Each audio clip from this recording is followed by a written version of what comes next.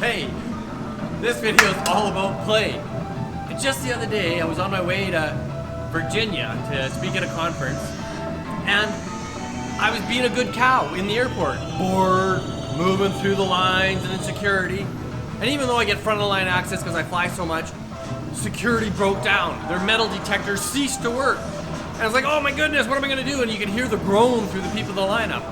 And I just somehow had this reflexive position to put my earbuds in, and I put on a song I'm really digging these days called I Need You by John Baptista. And immediately I felt this little buzz. I felt a little joy. I was dancing with my head and my shoulders, and I had a little, this is a bit inappropriate. I'm in a public place. What am I doing dancing in a public place? And then I realized it's fun. I felt good. The music was fantastic, and what a good way to pass the time. So I became a little playful, and I actually started dancing in the airport in the security line. And guess what? I was a happy cow. And this video is all about play and how you can be a happy person too. Stay tuned.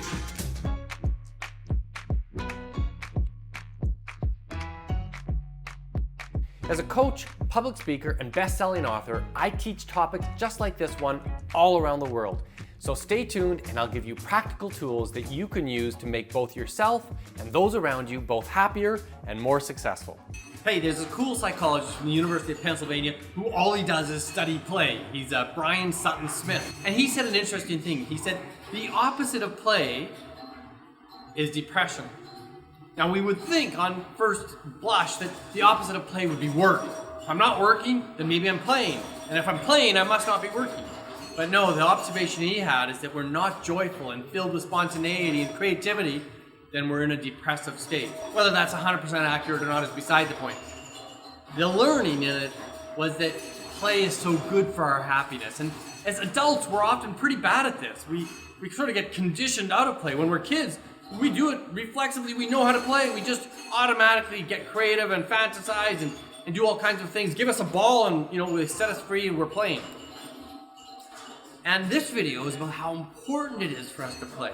How to be guilt-free because of what benefit we get from it. And what is play? Well, it's all kinds of things. It's just being goofy. It's picking up almost any sport or any physical activity. It's dancing in the kitchen or the airport, as the case may be. It's flirting. It's all kinds of things that just take us out of our normal everyday space. And almost always it has this creative element where you're getting to be a different person than who you are in your regular work-like life. And when we get in those states of play, it's hugely beneficial for us. There's so many advantages, including the obvious that we're decreasing stress.